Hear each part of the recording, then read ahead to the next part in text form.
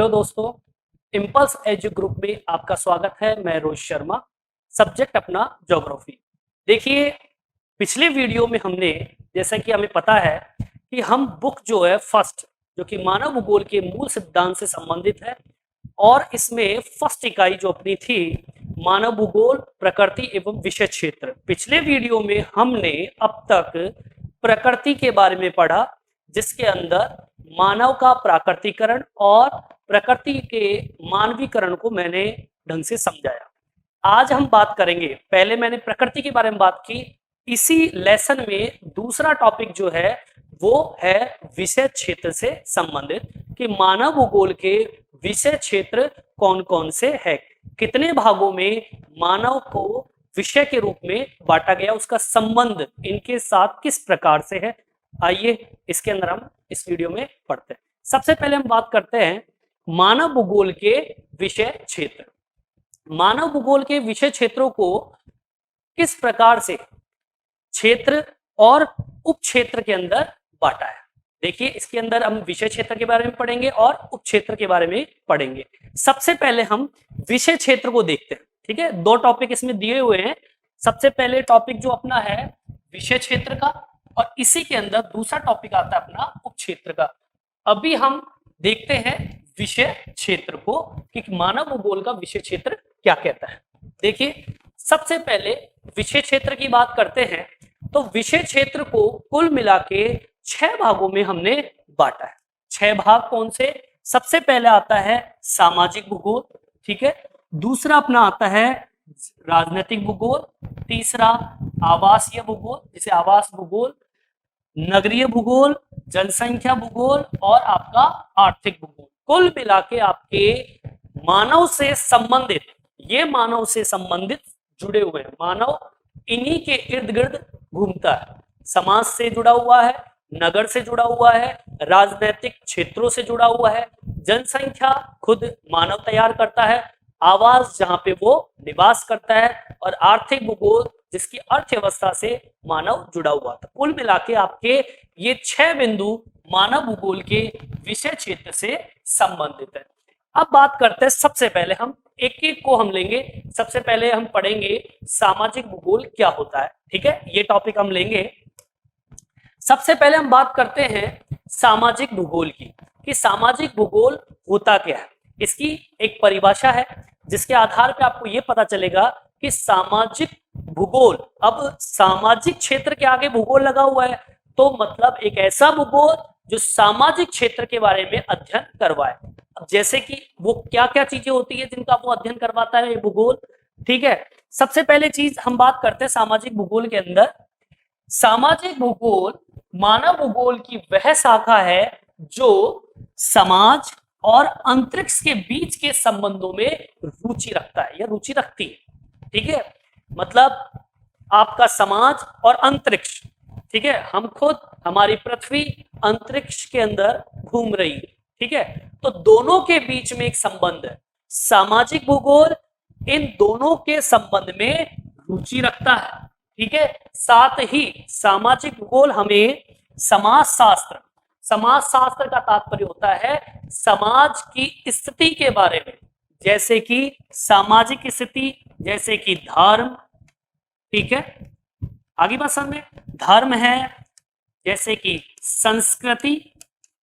ठीक है, इसका रहन सहन कैसा है समाज का।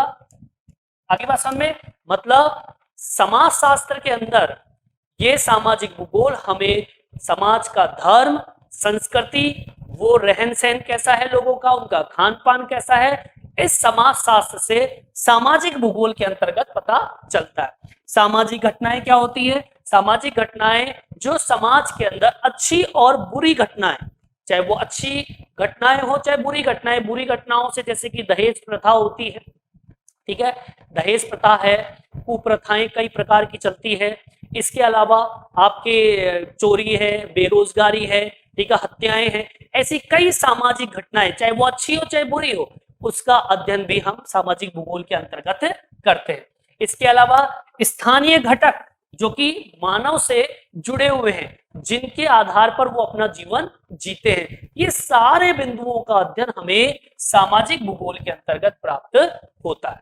ठीक है, तो इसको हम सामाजिक भूगोल कहेंगे।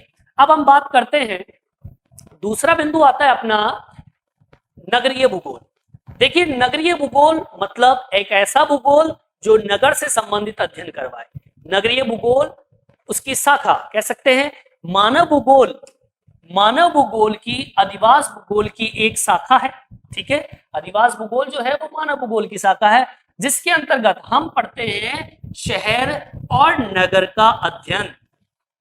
ठीक है, ये नगरीय भूगोल हमें जहां पे मानव निवास करता है, कहां निवास करता है, शहर में निवास करता है, नगरों में निवास करता है, इस शहर और नगर का अध्ययन नगरीय भूगोल करवाता है। और नगर की उत्पत्ति किस प्रकार से हुई है, उसकी स्थिति, नगर की स्थिति के बारे में, वहां का कार्य, प्रतिरूप मतलब उनका आकार, कैसा नगर है। ठीक है, कई बार रेखीय रूप में है, वृत्ताकार रूप में नगर है, आयताकार रूप में नगर है। तो ऐसे विभिन्न प्रकार के जो प्रतिरूप होते हैं, प्रतिरूप का मतलब होता है आकार। ठीक है, इसका अध्ययन भी हमें नगरीय भूगोल से प्राप्त होता है। और उसके विकास, उस नगर के विकास का अध्ययन भी हमें नगरीय भूगोल के द्वारा प्राप्त होता है। यह आपका नगरीय भूगोल है। इसके बाद में तीसरे नंबर पे हम पढ़ते हैं, तीसरे नंबर पे हम पढ़ेंगे नगरीय भूगोल के बाद में हम आता है राजनीतिक भूगोल। ठीक है, राजनीतिक भूगोल हमें राजनीतिक क्षेत्र का अध्ययन करवाता है। अब राजनीतिक क्षेत्र जैसे कि इसमें दिया हुआ है, राजनीतिक भूगोल मानव भूगोल की वह शाखा है जो कि राजनीतिक निवारण के रूप में सामने आने वाली भौगोलिक स्वरूप और भौगोलिक स्वरूप द्वारा निर्धारित होने वाली राजनीतिक प्रक्रियाओं का अध्ययन करवाता है। राजनीतिक भूगोल, एक बार अब मैं अपने शब्दों में कह देता हूं कि राजनीतिक भूगोल जो होता है ये एक इस प्रकार की शाखा है जो राजनीतिक निवारण, राजनीतिक जो प्रक्रिया होती है वो क्या काम करती है, वो देश के अंदर किसी भी प्रकार की समस्याएं उत्पन्न होती है, उन समस्याओं का निदान करने का कार्य करती है राजनीतिक। और इसके अलावा भौगोलिक स्वरूप कैसा है, मान लीजिए एक राज्य से दूसरे राज्य की सीमाओं का निर्धारण, ये भी राजनीतिक पहलू का एक भाग है। ठीक है, ये भौगोलिक स्वरूप जो है उसका निर्धारण का कार्य, भौगोलिक स्वरूप का निर्धारण इस राजनीतिक प्रक्रिया के द्वारा ही किया जाता है। तो इन सभी चीजों का जो अध्ययन हमें करवाता है वही कहलाता है राजनीतिक भूगोल। ठीक है, इसके बाद में हम पढ़ते हैं राजनीतिक भूगोल के बाद में टॉपिक अगला आता है अपना जनसंख्या भूगोल। जनसंख्या भूगोल जो हमें इस धरातल पर उपस्थित मानव की जो संख्या है, जिसमें स्त्री पुरुषों के अनुपात का वर्णन किया गया है। ठीक है, कि किसी क्षेत्र के अंदर, किसी राज्य के अंदर कितनी संख्या मौजूद है जनसंख्या लोगों की। जैसे कि ये जनसंख्या भूगोल हमें एक शाखा के रूप में, मानव भूगोल की एक शाखा है जिसके अंदर मानव के लोगों का वितरण, कि कहीं किसी क्षेत्र के अंदर जनसंख्या ज्यादा होती है, कहीं पर कम होती है। ठीक है, वो क्या कारण है, उसका अध्ययन, लोगों का वितरण। वितरण का तात्पर्य मतलब फैलाव, वितरण का मतलब होता है फैलाव। ठीक है, लोगों का फैलाव। आपने देखा होगा जैसे यूपी है, उत्तर प्रदेश, वहां जनसंख्या ज्यादा है। ठीक है, पश्चिमी राजस्थान की तुलना में। ठीक है, तो ये वितरण जो है, फैलाव, जनसंख्या भूगोल से पता चलता है। आयु संरचना, आयु संरचना का तात्पर्य होता है जैसे कि मान लीजिए किसी क्षेत्र के अंदर 0 से 5, 5 से 16, ठीक है, 16 से लेकर आगे की जनसंख्या जैसे कि 60 और 60 से अधिक, ठीक है, जिसे हम बोलते हैं वृद्ध जनसंख्या। तो ये आयु संरचना, इसे कहते हैं आयु संरचना, कि कितनी उम्र के लोग किस क्षेत्र में अधिक है।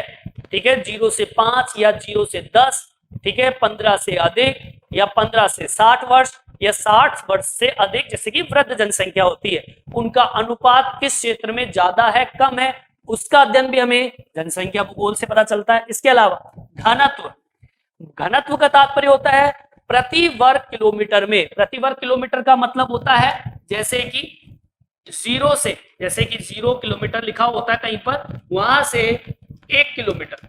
अब 0 से 1 किलोमीटर मतलब 1 किलोमीटर के दायरे में कितने व्यक्ति निवास करते हैं, जैसे कि 10 व्यक्ति निवास करते हैं, तो इसकी परिभाषा क्या बनती है, प्रति वर्ग किलोमीटर में रहने वाले लोगों की संख्या क्या कहलाती है, जनसंख्या घनत्व। इसकी जानकारी हमें कहां से मिलती है, जनसंख्या भूगोल से पता चलती है। इसके अलावा वृद्धि, जनसंख्या वृद्धि, वृद्धि का मतलब दो समय बिंदुओं के बीच किसी क्षेत्र विशेष में रहने वाले लोगों की संख्या में वृद्धि, जनसंख्या वृद्धि कहलाती है। इसको भी समझ लीजिए, जैसे कि मान लीजिए कि 2001 से 2011, तो ये दो समय बिंदु हो गए, ये दो समय बिंदु है किसी क्षेत्र विशेष में, मतलब जैसे कि मान लीजिए राजस्थान में, ठीक है, होने वाली जनसंख्या वृद्धि, जनसंख्या वृद्धि कहलाती है। मतलब दो समय बिंदुओं के बीच किसी क्षेत्र विशेष में रहने वाले लोगों की संख्या में वृद्धि, जनसंख्या वृद्धि कहलाती है। लिंग अनुपात क्या होता है, लिंग अनुपात तो होता है कि किसी क्षेत्र में स्त्री और पुरुषों का जो अनुपात होता है उसे लिंग अनुपात से जानते हैं। 1000 पुरुषों पर स्त्रियों की संख्या, ये लिंग अनुपात हो गया, ठीक है। स्थानांतरण किस प्रकार से होता है जनसंख्या का, व्यवसायिक संरचना कैसी है, कि व्यवसायिक संरचना मतलब कितने लोग प्राथमिक क्रिया से जुड़े हुए हैं, कितने लोग द्वितीय क्रिया से जुड़े हुए हैं, कितने लोग तृतीय चतुर्थ या पंचम क्रिया से जुड़े हुए हैं। जैसे कि प्राथमिक क्रिया मैंने बताया था आपको पहले जब मैंने सिलेबस पढ़ाया था कि प्राथमिक क्रिया जो प्रकृति पर आधारित हो, जैसे कि कोई मछली पालन कर रहा है, कोई पशु पालन कर रहा है, कोई खनन कार्य कर रहा है, ये प्राथमिक क्रिया होती है, ये व्यवसायिक संरचना के अंतर्गत आती है। द्वितीय क्रिया मतलब जो विनिर्माण से संबंधित होते हैं, मतलब प्राथमिक क्रिया से जो कच्चा माल प्राप्त होता है उस कच्चे माल का विनिर्माण करके, ठीक है, उसके मूल्य में वृद्धि कर देना, उसके रूप में स्वरूप में बदलाव कर देना उस वस्तु के अंदर, ये द्वितीय क्रिया में आता है जो कि उद्योग से संबंधित है। तृतीय क्रिया में आपके परिवहन, संचार एवं सेवाएं आती है।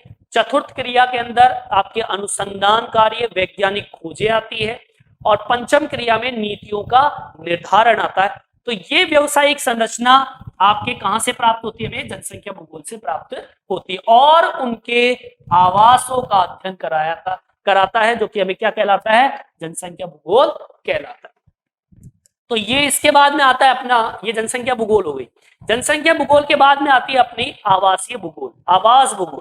आवास भूगोल का तात्पर्य होता है, आवास भूगोल का तात्पर्य आवास क्षेत्र उनके रहन सहन से संबंधित है, रहन सहन से संबंधित। जैसे कि आपके अधिवास भूगोल मानव भूगोल की वह शाखा है, इसके अंदर शाखा के अंदर ग्रामीण और नगरीय अधिवास, ग्रामीण और नगरीय अधिवास मतलब अधिवास मतलब घर, ठीक है, जहां पे वो निवास करते हैं, उनकी स्थिति के बारे में, उनकी उत्पत्ति कब कैसे हुई है, उनका प्रतिरूप जैसे कि मैंने बताया आकार, ठीक है, उनकी व्यवसायिक संरचना, किन किन क्रियाओं से वो जुड़ी हुई है, प्राथमिक, द्वितीय, तृतीय, चतुर्थ, पंचम क्रियाओं से, और उनके तथ्यों का अध्ययन करवाता है। अधिवास जिनका अर्थ होता है घर में, घर जो कि मानव जीवन का आधार है, जहां पे व्यक्ति निवास करता है, ये होता है आवासीय भूगोल से संबंधित। मतलब आपको जो ये मैटर है ये हमें कहां पढ़ने को मिलेगा, आवास भूगोल से, ठीक है। ये आवास भूगोल इन बिंदुओं का अध्ययन करवाता है। इसके बाद में आता है अपना अगला बिंदु, अगला बिंदु आता है अपना आर्थिक भूगोल से संबंधित। आर्थिक भूगोल मतलब अर्थव्यवस्था, अर्थव्यवस्था मतलब मानव की वो कौन कौन सी अर्थव्यवस्थाएं हैं जिनका अध्ययन आर्थिक भूगोल हमें करवाता है। जैसे कि अपने आर्थिक भूगोल वह शाखा जिसके अंदर भूतल मतलब जमीन का तल, आर्थिक मानवीय आर्थिक क्रियाएं, इसके अलावा जैसे कि एक स्थान से दूसरे स्थान पर पाई जाने वाली विभिन्नताएं। इसका तात्पर्य क्या, देखिए हमारी अर्थव्यवस्था टिकी हुई होती है संसाधनों पर। संसाधन वो कौन से, जिससे मानव का जीवन यापन होता है, एक ऐसे संसाधन जिससे मानव अपनी जीविका चलाता है। अगर मान लीजिए किसी क्षेत्र में खनिज है, ठीक है, कहीं पर लोहा निकलता है, कहीं पर ज्यादा निकलता है, कहीं पर लोहा निकलता ही नहीं है, कहीं पर तांबा ज्यादा निकलता है, कहीं पर तांबा होता ही नहीं है। ठीक है, तो ये क्या है, एक स्थान से दूसरे स्थान पर पाए जाने वाली विभिन्नताएं। ये विभिन्नताओं का अध्ययन हमें कहां प्राप्त होता है, आर्थिक भूगोल से प्राप्त होता है। जैसे कि हम किताब में पढ़ते हैं, लोहे के बारे में आप पढ़ते हो, लोहे के बारे में जब हम पढ़ते हैं तो लोहे के बारे में हम क्या पढ़ते हैं कि लोहे के बारे में पढ़ेंगे। पहले तो लोहा कैसे बनाया जाता है, फिर हम पढ़ेंगे लोहा कैसे तैयार किया जाता है, कच्चा लोहा क्या होता है, लोहा अयस्क क्या होता है, फिर अंत में जाके हम एक चीज और पढ़ते हैं, लोहे का वितरण क्षेत्र। ये लोहे का वितरण क्षेत्र इससे संबंधित है, वितरण क्षेत्र की एक स्थान से दूसरे स्थान पर पाई जाने वाली विभिन्नताओं का अध्ययन, कि कहीं पर लोहा ज्यादा निकलता है, कहीं पर तांबा ज्यादा निकलता है, कहीं पर जिप्सम ज्यादा निकलता है, कहीं पर अभ्रक ज्यादा निकलता है। तो इन सभी चीजों का अध्ययन हमें कहां मिलेगा, आर्थिक भूगोल से मिलेगा। ठीक है, ये हम कह सकते हैं भूगोल किसी एक राष्ट्र की संपूर्ण अर्थव्यवस्था को निर्धारित करती है, और ये आर्थिक भूगोल कहलाता है, जो हमें अर्थव्यवस्था के बारे में अध्ययन करवाए।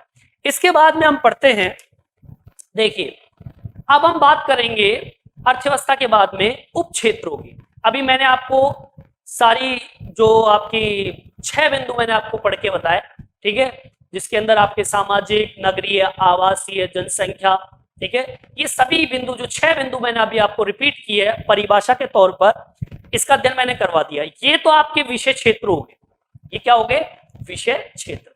अब हम बात करते हैं विषय क्षेत्र के बाद में उप क्षेत्रों की। इन्हीं का बिंदु है, मतलब जो विषय क्षेत्र है, जैसे कि सामाजिक भूगोल है। अब सामाजिक भूगोल एक मेन टॉपिक हो गया विषय क्षेत्र का। अब सामाजिक भूगोल को कितने भागों में बांटा है, सामाजिक भूगोल के उप क्षेत्र, उप क्षेत्र का मतलब होता है सामाजिक भूगोल के भी छोटे छोटे पार्टों के अंदर विभाजित है। सामाजिक भूगोल भी कई छोटे छोटे पार्टों में विभाजित है। जैसे कि मैं बात करता हूं सामाजिक भूगोल की, ले लेते हैं सबसे पहले कि सामाजिक भूगोल के वो पार्ट कौन से, वो पार्ट है आपके कुल मिला के पहला, दूसरा, तीसरा, चौथा, पांचवा, छठा, 7 बिंदु आपके इसमें दिए हुए। सबसे पहले ये सामाजिक भूगोल की बात, आप छह की 6 भूगोलों का अध्ययन करेंगे उप क्षेत्रों के अंदर। सबसे पहले हम बात करते हैं सामाजिक भूगोल के, ये व्यवहारवादी भूगोल। व्यवहारवादी भूगोल होता क्या है, व्यवहारवादी नाम से पता चल रहा है, व्यवहार किसका, मानव का। मानव का व्यवहार जो कि वो समाज में रहकर एक व्यक्ति से दूसरे व्यक्ति के बीच में रखता है, उसकी मानसिकता क्या है, उसकी सोच क्या है, ठीक है, इन सभी का अध्ययन सामाजिक भूगोल के अंतर्गत उप क्षेत्र में मिलता है। फिर मानव का प्रकृति के साथ व्यवहार कैसा है, समाज के साथ व्यवहार कैसा है, उसके पर्यावरण का संबंध, मानव का व्यवहार कैसा है, उसकी मानसिकता कैसी है, ये व्यवहारवादी भूगोल के अंतर्गत आता है। ये मानव की मानसिकता, मानव का व्यवहार प्रकृति के साथ में कैसा है, ये व्यवहारवादी भूगोल के अंतर्गत आता है।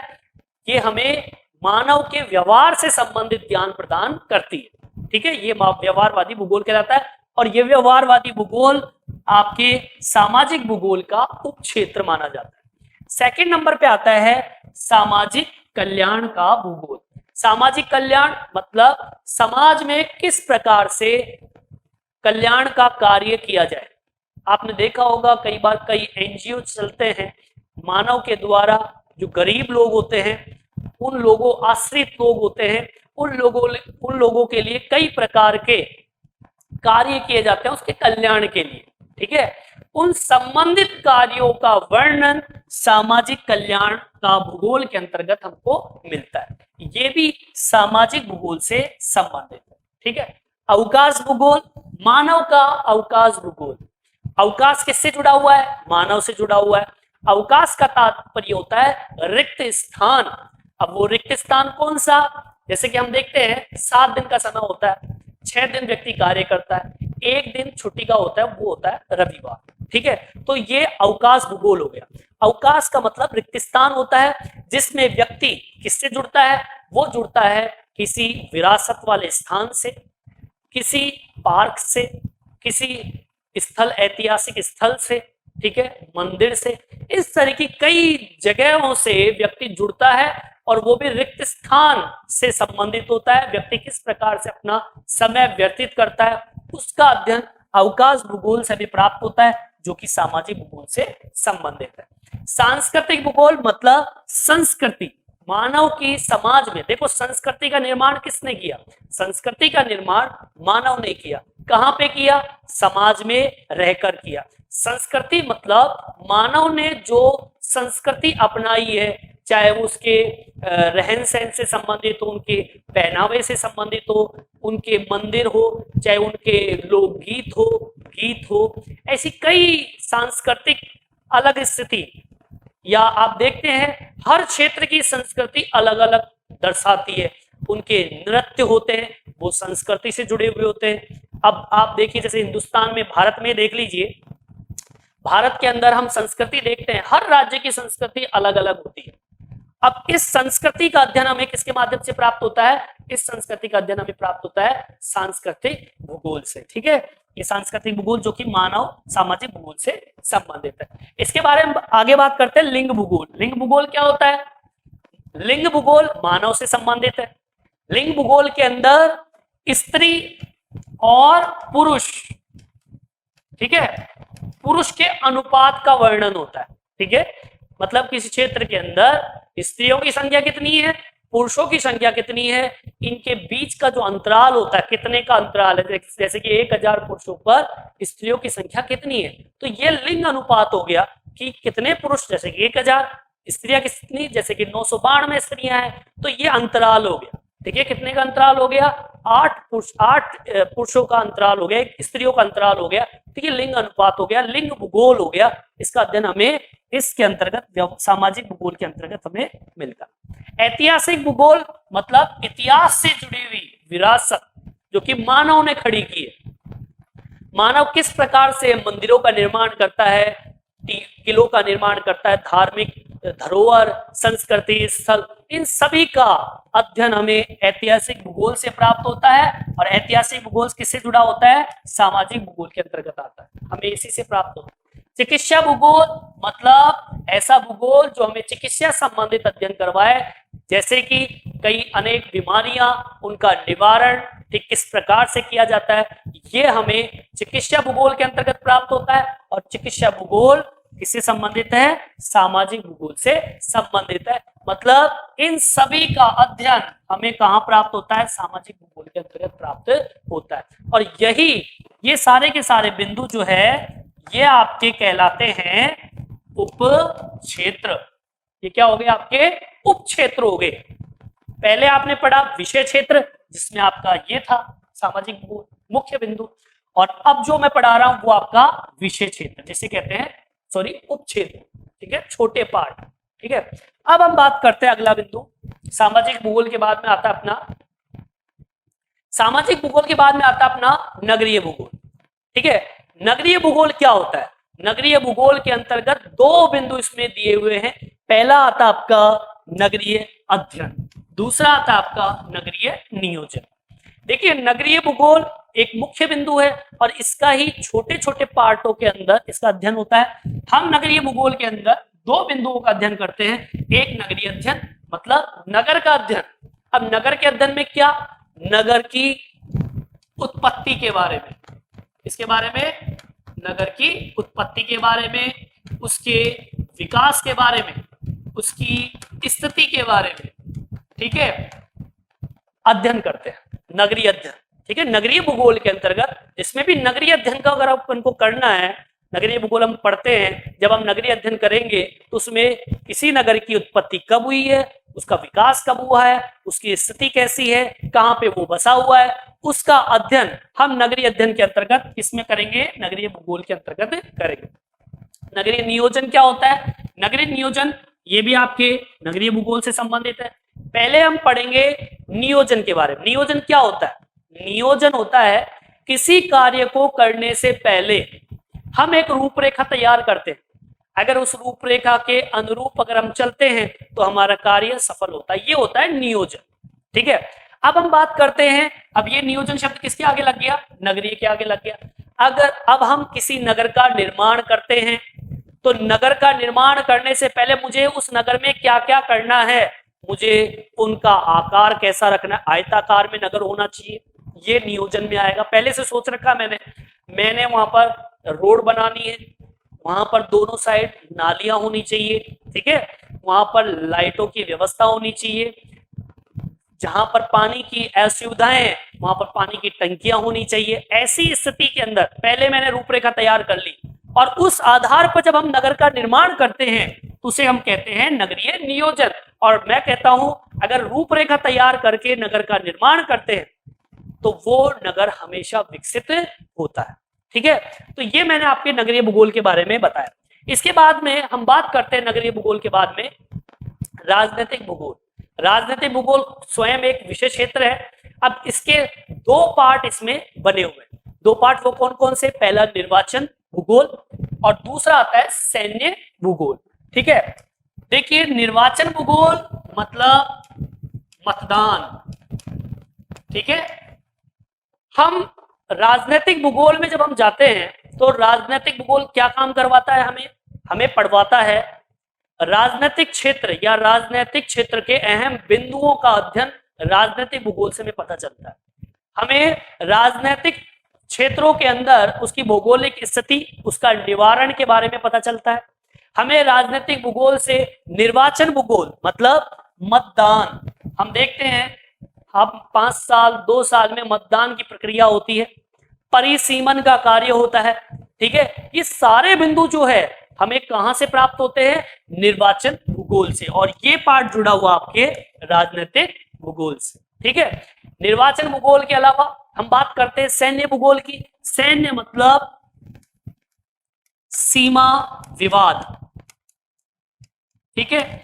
आप देखते हैं सीमा विवाद है, कई प्रकार की आपके देशों में होने वाली आपके युद्ध, गृह युद्ध जिसे बोल सकते हो आप, उसका सॉल्यूशन जो है सैन्य भूगोल के अंतर्गत मिलता है। सीमा विवाद से संबंधित अध्ययन, ठीक है। आपकी जो सीमावर्ती सड़कें जो होती है उनका अध्ययन, माल को पहुंचाना है सीमा क्षेत्रों पर, गांवों के अंतर्गत सीमा से टच वाले क्षेत्रों से जुड़ी हुई जो सड़कें होती है उनसे संबंधित, मतलब कुल मिला के सीमा विवाद, युद्ध, गृह युद्ध, इन सभी का अध्ययन हमें सैन्य भूगोल से प्राप्त होता है। और सैन्य भूगोल किससे जुड़ा हुआ है, राजनीतिक भूगोल से। मतलब इन दोनों बिंदुओं का अध्ययन हमें कहां प्राप्त होता है, राजनीतिक भूगोल से प्राप्त होता है।